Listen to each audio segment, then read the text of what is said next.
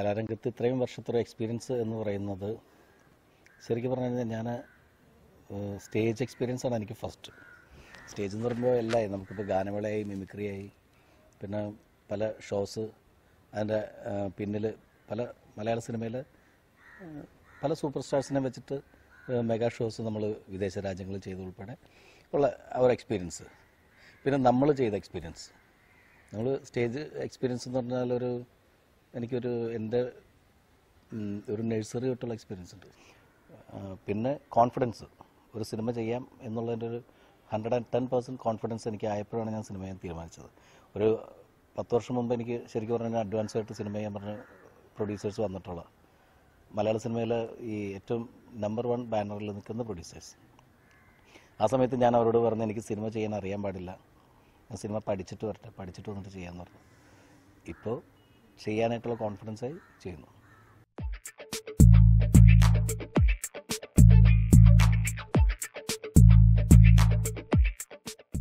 അങ്ങനെയൊന്നുമില്ല. സിനിമ സംവിധാനം ചെയ്യുമെന്ന് പറഞ്ഞിട്ട് നമ്മൾ അങ്ങനെ ആദ്യകാലങ്ങളിൽ ആഗ്രഹിച്ചിട്ട് ശരിക്കും പറഞ്ഞാൽ മിമിക്രിയൊക്കെ കളിച്ചുകൊണ്ട് നടക്കുന്ന സമയത്ത് ആഗ്രഹിച്ചിട്ട് പോലും ഇല്ല കേട്ടോ. സിനിമയിൽ അഭിനയിക്കണമെന്നുള്ള ആഗ്രഹം ഉണ്ടായിരുന്നു. ആ സമയത്ത് എല്ലാവർക്കും ഇപ്പോൾ ആരോ പറഞ്ഞ പോലെ 99% ആൾക്കാരുടെയും ഉള്ളിൻ്റെ ഉള്ളിൽ അഭിനയിക്കണമെന്നുള്ള മോഹമുണ്ട്. പിന്നെ 1% ആൾക്കാരുടെ ഇടയിൽ അഭിനയിക്കാൻ മോഹമില്ല എന്ന് പറയും, പക്ഷെ ആ പറയുന്നത് നുണയാണെന്നുള്ള. അപ്പോൾ അക്കൂട്ടത്തിലാണ് ഞാനും. ശരിക്കും നമ്മളുടെ സ്വപ്നം എന്ന് പറഞ്ഞ ഒരു സിനിമാ നടനാകുക, സിനിമയിൽ അഭിനയിച്ച് കുറേ എന്താ പറയുക ആൾക്കാരുടെ ശ്രദ്ധ പിടിച്ചു പറ്റുക എന്നൊക്കെ പറയും. ആ സമയത്ത് ശരിക്കും പറഞ്ഞ സംവിധായകനാകുക എന്നുള്ളൊരു ചിന്തയൊന്നും ഉണ്ടായിട്ടില്ല. പിന്നെ കുറേ വർഷങ്ങൾക്ക് ശേഷം അല്ലെങ്കിൽ അഭിനയിച്ചു, സിനിമയിൽ പാട്ടെഴുതി, പിന്നെ മ്യൂസിക് ചെയ്തു. ഇതിനിടയ്ക്കാണ് ശരിക്കും ആദ്യമായിട്ട് എൻ്റെ അടുത്ത് സംവിധാനം ചെയ്യാൻ തയ്യാറാണെന്ന് ചോദിക്കുന്നത് കിരീടം ഉണ്ണിച്ചേട്ടനാണ്. കിരീടം സിനിമയൊക്കെ പ്രൊഡ്യൂസ് ചെയ്ത കിരീടം ഉണ്ണിച്ചേട്ടനാണ് എന്നെ വിളിച്ചിട്ട് ആദ്യമായിട്ട് നിനക്ക് ഒരു സിനിമ സംവിധാനം ചെയ്യാമെന്ന് ചോദിച്ചത്. അതെത്ര കുറേ വർഷം മുമ്പാണ്, ഒരു 10 വർഷം മുമ്പ്. അതിനുശേഷം ഗുഡ് നൈറ്റ് മോഹൻ ചേട്ടൻ വിളിച്ച് പറഞ്ഞിട്ടുണ്ട്, പിന്നെ മിലൻ ജലീലിക്ക അവരൊക്കെ പറഞ്ഞിട്ടുണ്ട്, പിന്നെ ദിലീപ് പറഞ്ഞിട്ടുണ്ട്, മണി പറഞ്ഞിട്ടുണ്ട്, സലീംകുമാർ പറഞ്ഞിട്ടുണ്ട്, എടാ ഞങ്ങൾ പ്രൊഡ്യൂസ് ചെയ്യാം, ഈ സിനിമ ഡയറക്റ്റ് ചെയ്തു. അപ്പോഴൊക്കെ ഞാൻ പറഞ്ഞ് വരട്ടെ, നമുക്ക് നല്ല കഥ കിട്ടിയിട്ട് എനിക്കൊരു കോൺഫിഡൻസ് വരുമ്പോൾ ഞാൻ ചെയ്യാമെന്ന് പറഞ്ഞു. ഇപ്പോൾ കോൺഫിഡൻസ് ആയി.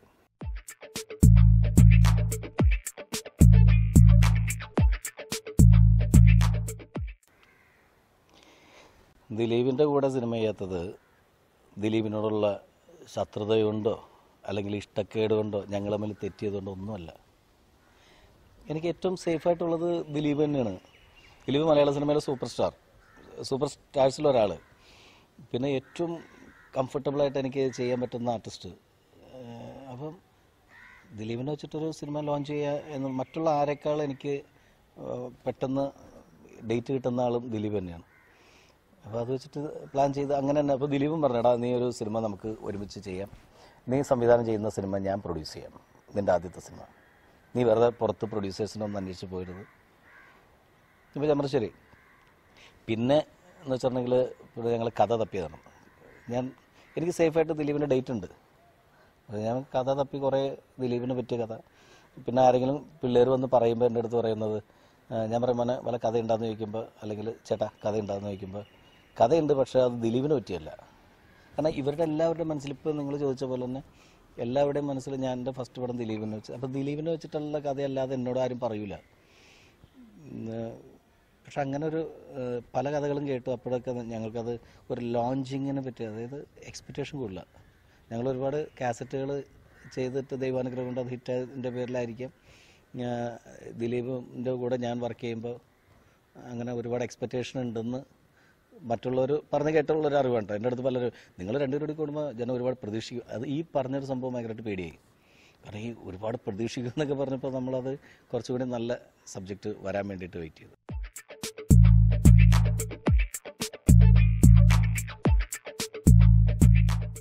വിപിൻ ജോർജ്, വിഷ്ണു ഉണ്ണികൃഷ്ണൻ, ഈ 2 പിള്ളേർ ഇവരിതുപോലെ ഒരു ദിവസം വന്നിട്ട് ഇവിടെ ഫ്ലാറ്റിൻ്റെ അടിയിൽ നിന്നിട്ട് പറഞ്ഞു, ചേട്ടാ ഞങ്ങളുടെ അടുത്തൊരു സബ്ജക്റ്റ് ഉണ്ട്. അപ്പോൾ ഇതിനു മുമ്പ് ഷാജോൺ എൻ്റെ അടുത്ത്, നടൻ ഷാജോൺ എൻ്റെ അടുത്ത് പറഞ്ഞ്, ആ 2 പിള്ളേരുടെ അടുത്ത് ഒരു സബ്ജക്റ്റ് ഉണ്ട്, നല്ല ഡിഫറൻ്റാണ്, നാഷൊക്കെ ഞാൻ കേട്ടാണ്, അപ്പോൾ ഒരു പ്രാവശ്യം ഒന്ന് കേട്ട് നോക്കാൻ പറഞ്ഞു. അങ്ങനെ ഞാൻ ഷാജോൻ പറഞ്ഞിട്ടാണ് ഇവർ വരാൻ പറയുന്നത്. ഇവർ വന്ന് ഇവർ ഫസ്റ്റ് എൻ്റെ അടുത്ത് പറഞ്ഞത്, ചേട്ടാ ഇത് ദിലീപിന് പറ്റിയ കഥയല്ല കേട്ടോ. ഞാൻ പറഞ്ഞു ആയിക്കോട്ടെ, കുഴപ്പമില്ല, കേൾക്കാം. അവരിങ്ങനെ കഥ പറഞ്ഞു. ആ കഥ പറഞ്ഞപ്പോൾ വേറെ പേരായിരുന്നു. അതിലൊരു ഹീറോ, 2 സപ്പോർട്ടിങ് ക്യാരക്ടേഴ്സ്, അങ്ങനെ. പിന്നെ ഞങ്ങളുടെ രണ്ടാമത്തെയും മൂന്നാമത്തെയൊക്കെ ഒരു ഡിസ്കഷനിൽ ഞാൻ ആദ്യം തന്നെ ഈ ത്രെഡ് കേട്ടപ്പോൾ തന്നെ ഞാൻ പിള്ളേരുടെ അടുത്ത് പറഞ്ഞു, ഞാൻ ആദ്യമായിട്ട് ചെയ്യാൻ പോകുന്നൊരു സിനിമയുടെ ഒരു എന്ന് പറഞ്ഞാൽ അതിന് പറ്റുന്നൊരു ഡിഫറെൻ്റ് ആയിട്ടുള്ള എന്തെങ്കിലും ഒരു തോട്ട് അല്ലെങ്കിൽ ഒരു ത്രെഡ്, നമ്മളുടെ ആഗ്രഹമുള്ളോ, നമ്മൾ മറ്റ് ഒരു ലോഞ്ചിങ് പ്രോജക്റ്റ് എന്ന് പറയുമ്പോൾ എന്തെങ്കിലും ഡിഫറെൻ്റ് ആയിട്ട്. അപ്പോൾ അങ്ങനെ ഒരു സംഭവം ഇതിനകത്ത് ഉണ്ട്. നമുക്കൊന്നൊരു വർക്ക് ചെയ്ത് നോക്കിയിട്ട് നന്നായിട്ട് വരികയാണെങ്കിൽ നമുക്ക് ദൈവം അനുഗ്രഹിച്ചാൽ ഇത് ഫസ്റ്റ് പ്രോജക്റ്റായിട്ട് ചെയ്യാം എന്നും പറഞ്ഞിട്ട് പിന്നെ ഡിസ്കഷനായി. ഒരു ആർട്ടിസ്റ്റിൻ്റെ അടുത്ത് കഥ പറഞ്ഞു. ഭാഗ്യവശാൽ ആദ്യം പറഞ്ഞ ജയസൂര്യയുടെ അടുത്താണ്. ജയസൂര്യയുടെ അടുത്ത് കഥ പറഞ്ഞിട്ട് ജയസൂര്യയുടെ അടുത്ത് ഞാൻ പറഞ്ഞു, ഇതിൽ അക്ബർ എന്ന് പറയുന്ന കഥാപാത്രമാണ് ജയസൂര്യക്ക്. അപ്പോൾ ജയസൂര്യ പറഞ്ഞ ഇത് കേട്ടിട്ട് ഇത് ഞാൻ ചെയ്യാം. ഞാൻ അതിനു മുമ്പ് ജയസൂര്യയുടെ അടുത്ത് പോകുന്നതിന് മുമ്പ് ഞാൻ വിളിച്ചു പറഞ്ഞു, ജയ ഇങ്ങനെ എനിക്ക് ഒരു 3 ഹീറോസിൻ്റെ ഒരു സബ്ജക്റ്റ് വന്നിട്ടുണ്ട്, നിനക്ക് പ്രോമിനൻസ് വേണം എന്ന് പറഞ്ഞിട്ടുള്ള വാശിയൊന്നുമില്ല. ഇല്ല, അങ്ങനെയൊന്നുമില്ല. അപ്പോൾ ഇത് 3 പേർക്ക് ഈക്വൽ വേഷമാണ്, അപ്പോൾ നിനക്ക് ചെയ്യുന്നതിന് കുഴപ്പമുണ്ടോ? അതൊന്നുമില്ല, നല്ല കഥയാണ് ഞാൻ ചെയ്യാമെന്ന് പറഞ്ഞു. അങ്ങനെ ഞാൻ പോയി ജയൻ്റെ അടുത്ത് കഥ പറയുന്നത്. ഞാൻ പറഞ്ഞു നല്ല രസമുണ്ട്, ഡിഫറെൻ്റാണ്, ഞാൻ ഇതിനകത്ത് ഓക്കെയാണ്. ബാക്കി 2 പേര്, ഈ ബാക്കി 2 പേരെന്ന് പറഞ്ഞിട്ട് പിന്നെ രാജുവിൻ്റെ അടുത്ത്, നമ്മുടെ പ്രൊഡ്യൂസേഴ്സിൽ ഒരാളായിട്ടുള്ള ആൽമില ആൻ്റണിയാണ് പൃഥ്വിരാജിൻ്റെ അടുത്ത് കഥ പറയാൻ വേണ്ടിയിട്ട് പറഞ്ഞു. രാജുവിൻ്റെ അടുത്ത് പറഞ്ഞപ്പോൾ രാജുവിന് ഇഷ്ടമായി. രാജു പറഞ്ഞു ഞാനും ഇന്ദ്രേട്ടനും ജയേട്ടൻ, അപ്പോൾ ഇവരെ 2 പേരും ചേട്ടാന്ന് വിളിക്കുന്നതിൽ രാജു ആണ് ഏറ്റവും ഇളയത്. ജയസൂര്യനും ഇന്ദ്രജിത്തിനെയും ആകുമ്പോൾ ഞങ്ങൾ ക്ലാസ്മേറ്റ്സിൻ്റെ ഒരു ടീമാവും. അങ്ങനെയാണെങ്കിൽ ഞാൻ ചേട്ടനെ ഇപ്പോൾ തന്നെ ഞാൻ വിളിച്ച് പറയാമെന്ന് പറഞ്ഞിട്ട് രാജു ആണ് ഇന്ദ്രജിത്തിനെ വിളിച്ചിട്ട്, ചേട്ടൻ ഞാനൊരു സബ്ജക്റ്റ് കേട്ടിട്ടുണ്ട്, അത് നാഷക്ക ഡയറക്റ്റ് ചെയ്യാൻ വേണ്ടിയിട്ട് വന്നതാണ്, അപ്പോൾ അത് നല്ല രസമുണ്ട്, നമുക്ക് ചെയ്യാം എന്ന് പറയാം. അങ്ങനെ പ്രോജക്റ്റായി. ദൈവാനുഗ്രഹിച്ച് ഇപ്പം എന്താ പറയുക, ആദ്യം വിചാരിച്ച് ജയസൂര്യയും പിന്നെ അതുപോലെ മനസ്സിൽ വേറെ ഏതെങ്കിലും നമുക്ക് 2 പേര് ആർട്ടിസ്റ്റിനെ കൂടി ഇട്ടിട്ട് ചെയ്യാമെന്ന്. പക്ഷേ ഇതുപോലെ ഇത്രയും വലിയ ഒരു ടീമായിട്ട് ഈ 3 പേർ ഒരുപോലെ ഒരു 3 ടീമിനെ കിട്ടുക എന്ന് പറയുന്നത് അത് ശരിക്കും യാദൃശ്ചികമായിട്ട് ഈ സബ്ജക്റ്റിൻ്റെ ഒരു എന്താ പറയുക, സബ്ജക്റ്റിൻ്റെ ഒരു ഗുണം കൊണ്ട് കിട്ടിയതാണ്.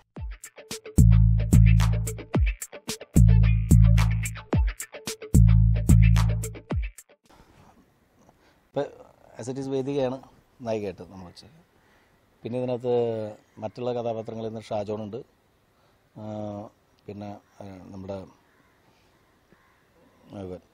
പാഷാണ ഷാജി, അതായത് സാജു നവോദയ, സാജു ഉണ്ട്, സിദ്ദീഖ ഉണ്ട്, പിന്നെ മറ്റേ നമ്മുടെ സുനിൽ സുഗത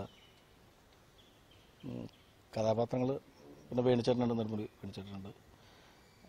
അങ്ങനെ കുറേ, പിന്നെ ശൃന്ദ ഉണ്ട്. ശൃന്ദ ഒരു പ്രധാനപ്പെട്ട വേഷം ചെയ്യുന്നുണ്ട് ഇപ്പോഴത്തെ. ദീപക് ദേവാണ് മ്യൂസിക് ചെയ്യുന്നത്. 2 പാട്ട് ദീപക് ചെയ്യുന്നുണ്ട്, 2 പാട്ട് ഞാൻ ചെയ്യുന്നുണ്ട്. ഞാൻ ചെയ്യണത് ഒരു കള്ളുപാട്ടാണ്. അത് എന്ന് വെച്ചാൽ ഒരു ഇപ്പോഴത്തെ ചെറുപ്പക്കാർക്കൊക്കെ പാടിക്കൊണ്ട് നടക്കാൻ പറ്റുന്ന, എനിക്ക് അതായത് എന്നിൽ നിന്ന് എക്സ്പെക്ട് ചെയ്യുന്ന പാട്ട്. ഇപ്പം ഞാൻ അതിൻ്റെ അകത്ത് കയറിയിട്ട് ഹരിമുരളീരവം പ്രതീക്ഷിക്കുന്നില്ല എൻ്റെ. അപ്പം ഹരിമുരളീരവം ചെയ്യാൻ വേണ്ടിയിട്ട് ദീപകിനെ ഏൽപ്പിച്ചിട്ടുണ്ട്. നമ്മളല്ലാത്ത പാട്ട് ചെയ്യാൻ വേണ്ടിയിട്ട് 2 പാട്ട് ഞാനും ചെയ്യുന്നുണ്ട്, 2 ദീപക്കുണ്ട്.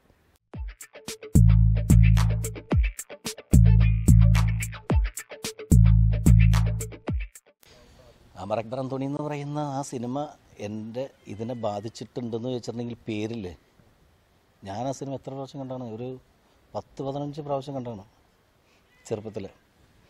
കാരണം ഭയങ്കര ക്രേസായിരുന്നു ആ സിനിമ. അമർ അക്ബർ ആൻ്റണി ഇപ്പോൾ എൻ്റെ വീടിന്, ഞാൻ ഏലൂരാണ് വീട്, വീടിൻ്റെ അടുത്ത് തൊട്ടടുത്ത് കളമശ്ശേരി പ്രീതി തിയേറ്ററിലും അവിടെ പിന്നെ അങ്ങനെ കുറേ, പിന്നെ അവിടെ വരുമ്പോൾ അന്ന് വീഡിയോ കാസറ്റും കാര്യങ്ങളും ഇല്ല. നമ്മൾ ഈ സിനിമ കാണണമെങ്കിൽ തിയേറ്ററിൽ തന്നെ പോയി കാണണം. എത്രയോ പ്രാവശ്യം തിയേറ്ററിൽ പോയി കണ്ടേക്കുന്ന സിനിമയാണ്. ഓരോ പ്രാവശ്യം കാണുമ്പോഴും ത്രില്ലടിച്ചാണ് സിനിമ. പക്ഷെ ആ സിനിമയുടെ പേര് അമർ അക്ബർ ആൻ്റണി. അമർ അക്ബർ ആൻ്റണി എന്ന് പറഞ്ഞ പാട്ട് പരുദ ഹൈ പരുദ ഈ പാട്ടുകളൊക്കെ മനസ്സിലിങ്ങനെ ആ ചെറിയ പ്രായത്തിൽ തന്നെ നമുക്ക് ഇൻജെക്ട് ചെയ്തെടുക്കുക. അപ്പോൾ ഇങ്ങനൊരു സബ്ജക്റ്റ് പറഞ്ഞപ്പോൾ ഇതിലെ 3 കഥാപാത്രങ്ങൾ 3 ഹീറോസിനെ വെച്ചിട്ട് ഒരു പടം എന്ന് പറയുമ്പോൾ ഞാനാണ് പറഞ്ഞത് ഫസ്റ്റ് നമുക്ക് ഇതിൻ്റെ ടൈറ്റിൽ അമർ അക്ബർ അന്തോണി എന്ന് പറയാം. അപ്പോൾ അത് എനിക്ക് ആ ടൈറ്റിൽ ഭയങ്കര ഇഷ്ടമുള്ളത്. പക്ഷേ ഈ ഹിന്ദി സിനിമയായിട്ട് യാതൊരു ബന്ധമില്ല കേട്ടോ. പഴയ ഹിന്ദി പടമായിട്ട് യാതൊരു, അത് ശരിക്കും പറഞ്ഞാൽ ഒരു സോപ്പട്ടി കഥ, ഭയങ്കര ഹിറ്റായിട്ടുള്ളൊരു ഭയങ്കര മേക്കിംഗ് നല്ല. പക്ഷെ ആ സിനിമയായിട്ട് യാതൊരു ബന്ധമില്ല. പിന്നെ ആ സിനിമ പോലെയൊക്കെ ആയിത്തീരണമേ എന്നുള്ള പ്രാർത്ഥന ഈ സിനിമയ്ക്കുണ്ട്. അതുപോലെ ശ്രദ്ധിക്കപ്പെടണം എന്നുള്ളൊരു പ്രാർത്ഥനയുണ്ട്.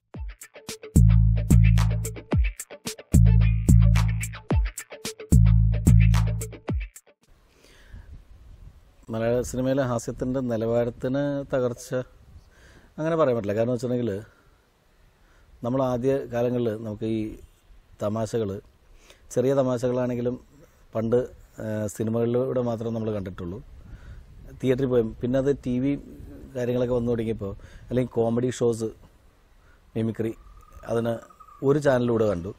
പിന്നെ ഒരുപാട് ചാനലായി കഴിഞ്ഞപ്പോൾ അതിൻ്റെ കോമ്പറ്റീഷനായി. അപ്പം ജനങ്ങൾ ഡെയിലി തമാശ കാണാൻ തുടങ്ങി. അപ്പം പുതിയ പുതിയ തമാശകൾ എല്ലാവരും സൃഷ്ടിക്കേണ്ടതായിട്ട് വന്നു. പിന്നെ ഇപ്പോൾ വാട്സപ്പ്, ഫേസ്ബുക്ക്, ഇതിലൂടെ നമ്മൾ തമാശകൾ ഡെയിലി എന്തെങ്കിലും ഒരു ന്യൂസ് വന്നു കഴിഞ്ഞിട്ടുണ്ടെങ്കിൽ അതിൻ്റെ ഏറ്റവും നമ്മൾ പൊട്ടിച്ചിരിച്ചു പോകുന്ന ടൈപ്പ് തമാശകൾ സൃഷ്ടിക്കുന്ന പിള്ളേരാണ് എല്ലാവരും. അതിനു വേണ്ടിയിട്ട് ശരിക്കും നമ്മൾ ആലോചിക്കാറുണ്ട്, ഇവരുടെ ഈ സെൻസൊക്കെ അപാരമായിട്ട്. നമ്മൾ ഇത്രയും തമാശകൾ അല്ലെങ്കിൽ ചെറിയ തമാശകൾക്ക് ചിരി വരാത്ത ആൾക്കാരുടെ കൂട്ടത്തിലായിരുന്നു ഞങ്ങൾ. പക്ഷേ നമ്മൾ ഭയങ്കരമായിട്ട് പൊട്ടിച്ചിരിച്ചു പോകുന്ന തരത്തിലുള്ള തമാശകൾ ഉണ്ടാക്കുന്ന ഒരുപാട് പേര് ഇവിടെ ഉണ്ട്. അതൊക്കെ ശരിക്കും നമ്മൾ മനസ്സിലാക്കുന്ന ഈ വാട്സപ്പിൽ. അപ്പം ആ തമാശകൾ വാട്സപ്പിലൂടെ പ്രചരിക്കാൻ തുടങ്ങി, ഫേസ്ബുക്കിലൂടെ വരാൻ തുടങ്ങി. അപ്പോൾ പുതിയ പുതിയ തമാശകൾക്ക് വേണ്ടിയിട്ട് കണ്ടെത്തേണ്ടി തന്നെ ഇരിക്കും. സിനിമയിലാണെങ്കിലും മറ്റുള്ള ഏത് മിമിക്രി പരിപാടിക്കാണെങ്കിലും എന്താണെങ്കിലും അതിപ്പോൾ ശരിക്കും പറഞ്ഞാൽ അത് സ്റ്റാൻഡേർഡ്. പണ്ട് എന്തെങ്കിലും തമാശ കാണിച്ചാൽ ചിരിക്കുമായിരുന്നു. ഇപ്പോഴത്തെ അവസ്ഥ എന്ന് വെച്ചിട്ടുണ്ടെങ്കിൽ അത്യാവശ്യം സ്റ്റാൻഡേർഡ് ഇല്ലാത്ത തമാശ പറഞ്ഞാൽ, അല്ലെങ്കിൽ സിറ്റുവേഷന് യോജിക്കാത്ത തമാശ വന്നാൽ ജനം ചിരിക്കാൻ മടിയാണ്. അപ്പോൾ ഇപ്പോൾ ഉണ്ടാക്കുന്ന തമാശകൾ, അല്ലെങ്കിൽ ഇപ്പോൾ ജനം ചിരിക്കുന്നുണ്ടെങ്കിൽ അതൊക്കെ നല്ല നിലവാരമുള്ള തമാശകൾക്ക് ചിരിക്കുള്ളൂ. ആ തമാശകൾക്കെല്ലാം ഇപ്പോൾ ജനങ്ങൾ ചിരിക്കുന്ന തമാശകളെല്ലാം നല്ല നിലവാരം ഉള്ളത് തന്നെയാണ്.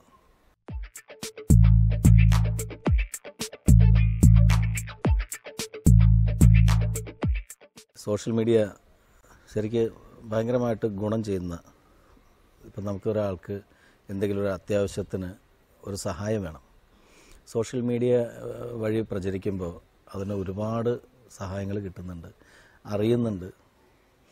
പിന്നെ പല കാര്യങ്ങളും നമ്മൾ ചർച്ച ചെയ്യപ്പെടാറുണ്ട്. പക്ഷെ ചെയ്യേണ്ടതെന്ന് വെച്ചിട്ടുണ്ടെങ്കിൽ നമ്മളറിയാത്ത, അല്ലെങ്കിൽ നമുക്ക് ഊഹാപോഹം എന്ന് പറയുന്ന കാര്യങ്ങൾ നമ്മൾ പ്രചരിപ്പിക്കുമ്പോൾ അതിന് ഈ ജീവിച്ചിരിക്കുന്നത്, ഇപ്പോൾ 2 പ്രാവശ്യം, അതായത് ഇപ്പം സെലിംകുമാർ മരിച്ചു എന്ന് പറഞ്ഞിട്ടും, പിന്നെ അരവിന്ദ് ചേട്ടൻ സുഖമില്ലാതെ സീരിയസ് ആയിട്ട് കിടന്ന സമയത്ത് അദ്ദേഹം മരിച്ചുപോയി എന്ന് പറഞ്ഞിട്ട് ഈ 2 ന്യൂസ് വന്നു. അപ്പോൾ ശരിക്കും പറഞ്ഞിട്ടുണ്ടെങ്കിൽ ഇത് നമ്മളുടെ വാട്സപ്പിലൊക്കെ ശരിക്കും ഞങ്ങളുടെയും വാട്സപ്പിൽ വന്നു. ഇപ്പോൾ ഞാനും ദിലീപ് കൊണ്ടിരിക്കുന്ന സമയത്തായിരുന്നു സെലിംകുമാർ യാത്രയായി എന്നും പറഞ്ഞിട്ട് സെലിമിൻ്റെ ഒരു ഫോട്ടോ ഞങ്ങൾ പെട്ടെന്ന് ദിലീപിൻ്റെ വാട്സപ്പിൽ വന്നിട്ട്, ദിലീപ് ഇതെന്ത് എന്ന് പറഞ്ഞിട്ട് പെട്ടെന്ന് തന്നെ ഞാനും ശരിക്കും പെട്ടെന്ന് ഷോക്കായിട്ട് ഞങ്ങൾ ഒരു സെക്കൻഡ് ഒന്നും മിണ്ടാൻ പറ്റാത്ത അവസ്ഥയിൽ. പിന്നെ സെലിമിൻ്റെ വീട്ടിലേക്ക് അപ്പം തന്നെ വിളിച്ച് ചോദിക്കുകയാണ്, സെലിമിൻ്റെ നമ്പറിൽ തന്നെ വിളിക്കണം. സെലിമിൻ്റെ നമ്പറിൽ വിളിക്കുമ്പോൾ സെലിം അറ്റൻഡ് ചെയ്യുക. ശരിക്കും പറഞ്ഞാൽ ആ സമയത്ത് സെലിം അറ്റൻഡ് ചെയ്തപ്പോൾ പോലും ഞാൻ എൻ്റെ ചങ്ക് പൊട്ടിപ്പോയി. ശരിക്കും ഞാൻ കരഞ്ഞുപോയി. അപ്പം സംഭവിച്ചതെന്ന് വെച്ചിട്ടുണ്ടെങ്കിൽ, അങ്ങനെ അതിനെ പ്രചരിപ്പിക്കുക എന്ന് പറയുന്ന, അത് സത്യമാണോ മിഥ്യയാണോ എന്നറിയാതെ പ്രചരിപ്പിക്കുക എന്ന് പറയുന്ന ഒരു കാര്യത്തിൽ ഇപ്പം സെലിമിൻ്റെ ഫാമിലി ഇവിടെ ഇല്ലാത്ത, ഇപ്പോൾ സെലിം വല്ല ഗൾഫിലാണെങ്കിൽ ഒറ്റ കാര്യം ചിന്തിച്ചാൽ മതി, അദ്ദേഹം വല്ല വിദേശയാത്ര പോകുമ്പോൾ ഇതുപോലെ പെട്ടെന്ന്, അല്ലെങ്കിൽ ഏതെങ്കിലും ഒരു ആർട്ടിസ്റ്റ് വിദേശയാത്രയിൽ അദ്ദേഹം മരിച്ചു എന്ന് പറഞ്ഞിട്ട് വാട്സപ്പിലൊക്കെ പെട്ടെന്ന് ഫ്ലാഷ് ആയി കഴിഞ്ഞാൽ അവരുടെ ഫാമിലി, വീട്ടിലിരിക്കുന്ന ഭാര്യ, മക്കൾ, അമ്മ, അച്ഛൻ, സഹോദരങ്ങൾ, ഇവരൊക്കെ ഒരു സെക്കൻഡ് കൊണ്ട് ചിലപ്പോൾ എന്താ ചെയ്തുകൂടാകുക, അല്ലെങ്കിൽ അവരുടെയൊക്കെ മൈൻഡ് ഏത് ലെവലിലേക്ക് പോകുമെന്ന് പറയാൻ പറ്റില്ല. മറ്റേതെന്ന് വെച്ചാൽ ഇപ്പോൾ ഈ 2 പേരുടെയും അവസ്ഥയിൽ പെട്ടെന്ന് ഫ്ലാഷ് ചെയ്തപ്പോൾ ഇവർ രണ്ടുപേരുടെ അടുത്ത് ഇവരുടെ വീട്ടുകാരുണ്ടായിരുന്നു. ഇതില്ലാത്ത അവസ്ഥയിലാണെന്ന് ആലോചിക്കുക. അപ്പം ഞാൻ പറയണത്, എന്തെങ്കിലും ഒരു ന്യൂസ് കേട്ട് കഴിഞ്ഞിട്ടുണ്ടെങ്കിൽ കാള പറ്റും എന്ന് പറയുമ്പോൾ തന്നെ കയറെടുക്കാതെ അത് ജസ്റ്റ് ഇപ്പം പല ചാനലുകളിൽ വന്ന് ഫ്ലാഷ് ന്യൂസായിട്ട് വന്നു എന്ന് പറയുന്നു. അപ്പോൾ ഈ ചാനലുകാർക്ക് ഒരു ആർട്ടിസ്റ്റിനെ കിട്ടണമെങ്കിൽ പെട്ടെന്ന് എല്ലാവരുടെ നമ്പർ അവരുടെ കയ്യിലുണ്ട്. അല്ലാത്ത എല്ലാ കാര്യത്തിനും നേരിട്ട് ആർട്ടിസ്റ്റിനെ വിളിക്കുന്ന ആൾക്കാർ. അപ്പോൾ ഇത് മരിച്ചു എന്ന് പറഞ്ഞു കഴിഞ്ഞിട്ടുണ്ടെങ്കിൽ അത് ക്ലിയർ ശരിയാണോ ഇല്ലയെന്ന് അറിയാൻ വേണ്ടിയിട്ട് ആ നമ്പറിലൊന്ന് വിളിച്ച് നോക്കിയിട്ട് ഒന്ന് ക്ലിയർ ചെയ്തിട്ട് ചെയ്യാൻ പാടില്ല.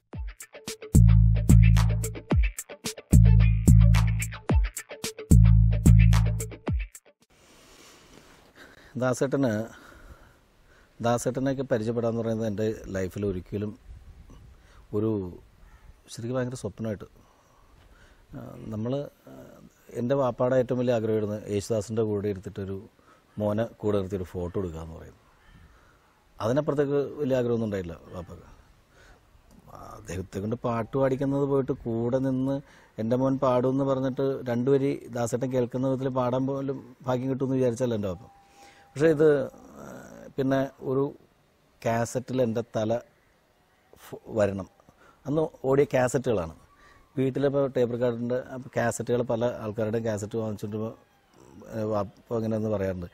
ഒരു ദിവസം എൻ്റെ മോൻ്റെ ഫോട്ടോ ഈ കാസറ്റിൻ്റെ പുറത്ത് വരുമെന്ന് പറയാൻ എൻ്റെ ഉമ്മാനെ കാണിച്ചു കൊടുക്കണൊക്കെ തന്നെ അവൻ്റെ ഫോട്ടോ വരും ഇതുപോലെ. അവൻ ഭയങ്കരമായിട്ട് അപ്പോൾ ഇതിനൊക്കെ ആഗ്രഹിച്ച് നടന്നിട്ട് കാണാൻ പറ്റാതെ മരിച്ചുപോയ ആളാണ്.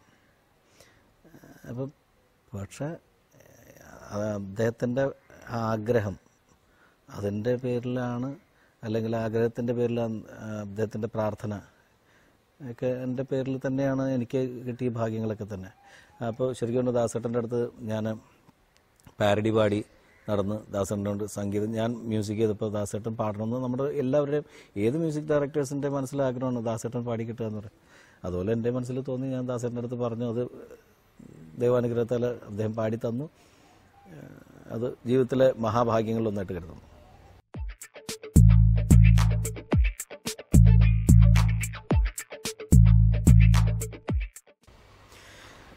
മ്യൂസിക് ബാൻഡ്സ് എല്ലാം എനിക്ക് തോന്നുന്നു നല്ല എനർജിയാണ് പിള്ളേർക്കൊക്കെ. അവരുടെ കൈയും കാലും ഒക്കെ ഓടുന്നത്, അവർ കീബോർഡ് ഇപ്പോൾ സ്റ്റീഫനൊക്കെ സ്റ്റേജിൽ പറന്ന് കിടക്കുകയാണ്. അപ്പോൾ അതിൻ്റെ കൂടെ ഗിറ്റാറിസ്റ്റ്, ഡ്രംസ്, പിന്നെ മറ്റേ ക്ലാരിനെറ്റ്, ഇതൊക്കെ ആയിട്ട് ജോസി ആ ഗ്യാങ് എല്ലാം ഇങ്ങനെ നടക്കുന്ന സ്റ്റേജിൽ നടക്കുമ്പോൾ നമുക്ക് എന്താണ് അത് വിഷ്വൽ ട്രീറ്റാണത്. നമ്മൾ തീരുന്നവരെ അതിൻ്റെ മൂഡിൽ തന്നെ ഇരിക്കും. അതിപ്പോൾ മെലഡി പാടിക്കോട്ടെ, മെലഡി പാടിയപ്പോൾ ഇപ്പം നമ്മുടെ ബാൻഡ്സ് ഒരുപാട് ബാൻഡ് വന്നിട്ട് അവർ നല്ല മെലഡി, നല്ല ശരിക്കും അക്കോസ്റ്റിക് സ്റ്റൈലിൽ അവർ വെറും പാറ്റേണിൽ ചെയ്തു പോകുന്നുണ്ട്. വെറും പിയാനോ കോഡ്സ് മാത്രം ഇട്ടിട്ട് ചെയ്തു പോകുന്ന പാട്ടുകളുണ്ട്. എന്നാൽ പോലും അവരുടെ ഒരു ആറ്റിറ്റ്യൂഡിൽ നമ്മൾ ഇരുന്ന് പോകും. അത് നല്ലത് തന്നെയാണ്. ബാൻഡിനൊന്നും ഒരിക്കലും കുറ്റം പറയാൻ പറ്റില്ല. നാടോടുമ്പോൾ നടുവേ അല്ല, എന്താ പറയുക, നാട് ഓടുമ്പോൾ നടുവേ ഓടണം എന്നുള്ള അല്ലേ, അതല്ലേ ചൊല്ലു. അപ്പം അത് തന്നെ.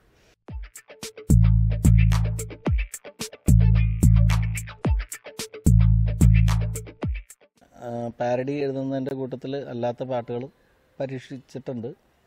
അതിൽ എഴുതി സംഗീതം ചെയ്തൊരു പാട്ട്, ഇത് എനിക്ക് ഒരു നൊസ്റ്റാൾജിയ സോങ്ങാണ്. പഴയ നമ്മുടെ ബാല്യകാലത്തിൽ പോകാൻ വേണ്ടി, എൻ്റെയൊക്കെ ഒരു ചെറുപ്പകാലത്തിൽ സ്കൂളിൽ പോയിരുന്ന സമയത്ത് ആ കാലഘട്ടത്തെ ഓർമ്മിപ്പിക്കുന്ന തരത്തിൽ ആ സമയത്ത് എല്ലാവർക്കും ഓർക്കാൻ വേണ്ടിയിട്ട് ഇത് എൻ്റെ പഴയ സുഹൃത്തുക്കൾക്ക് വേണ്ടിയിട്ട് ഞാൻ ഡെഡിക്കേറ്റ് ചെയ്യുന്നു, എൻ്റെ ബാല്യകാല സുഹൃത്തുക്കൾക്ക് വേണ്ടി. പണ്ടത്തെ കൂട്ടുകാരും പണ്ടത്തെ നാടും വീടും ഓർമ്മകളിൽ ഓളം തല്ലുമ്പോൾ ഉള്ളം തുളുമ്പുന്നു. അറിയാതെന്നുള്ളിൽ നിന്നും എവിടേക്കോ പോയ ബാല്യം ഓടി വന്നെന്നെ തട്ടിയുണർത്തുമ്പോൾ നെഞ്ചു പിടയുന്നു, എൻ്റെ കണ്ണു നിറയുന്നു. ചെമ്പിലത്താളാൽ കുട ചൂടി പൊട്ടിയ സ്ലേറ്റൊന്നും നെഞ്ചിലൊതുക്കി ഓടിക്കിതച്ചെന്നും സ്കൂളിലേക്ക് എത്തുവാൻ കൊതിയൊന്നില്ലേ, ഇന്നും കൊതിയൊന്നില്ലേ. മഴച്ചാറ്റലിൽ മാമ്പഴം വീഴുമ്പോൾ, മഴച്ചാറ്റലിൽ മാമ്പഴം വീഴുമ്പോൾ കൊതിയോടത് ഓടിയെടുത്ത് ഉപ്പു പുരട്ടിയിട്ടൊന്നു കടിക്കുവാൻ കൊതിയുന്നില്ലേ, ഇന്നും കൊതിയുന്നില്ലേ.